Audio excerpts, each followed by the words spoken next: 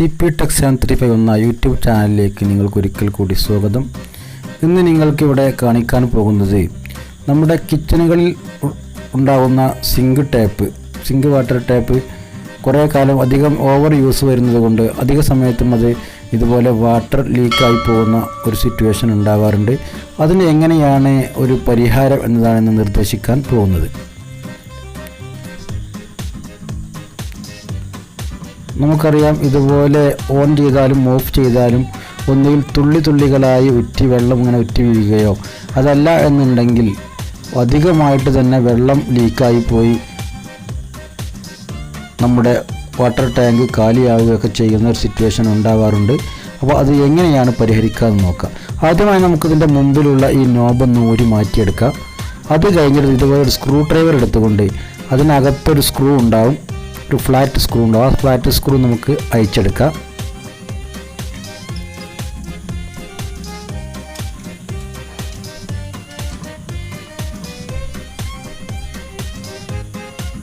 ഇതുപോലെ നമുക്കത് അതിൻ്റെ ഹാൻഡിൽ അയച്ച് മാറ്റിയെടുക്കാം.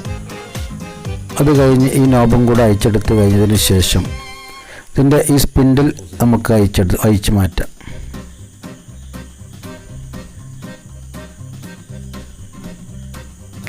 ഒരു സ്പാനർ എടുത്തുകൊണ്ടോ അതല്ലെങ്കിൽ ഒരു പ്ലെയർ എടുത്തുകൊണ്ടോ നമുക്ക് അയച്ചു മാറ്റാവുന്നതാണ്.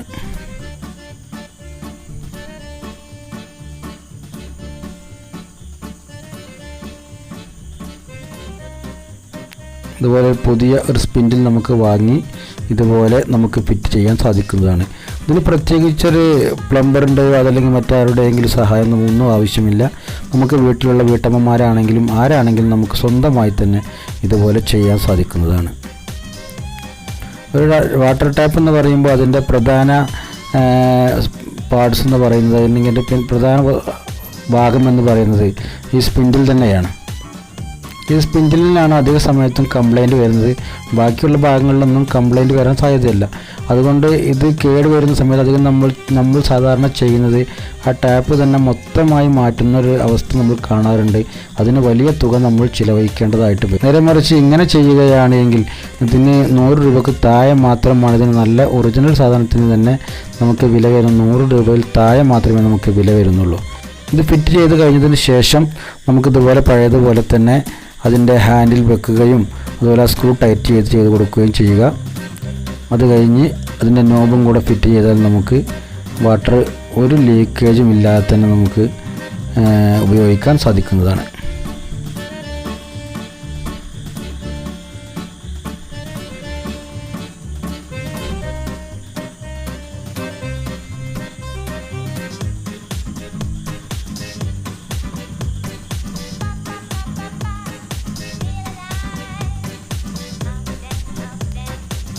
ഇനി നമുക്കതിൻ്റെ വാൾവ് തുറന്നൊന്ന് ചെക്ക് ചെയ്ത് നോക്കാം.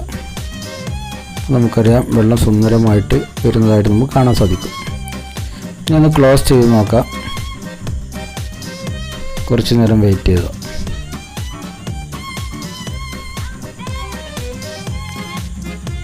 ഈ ഓരോ തുള്ളി വെള്ളം വീഴുന്നത് നമുക്ക് കാണാം. അതിനകത്തുള്ള വെള്ളമാണ്, അതിൽ നിന്ന് താഴെ നിന്ന് വരുന്ന വെള്ളമല്ല.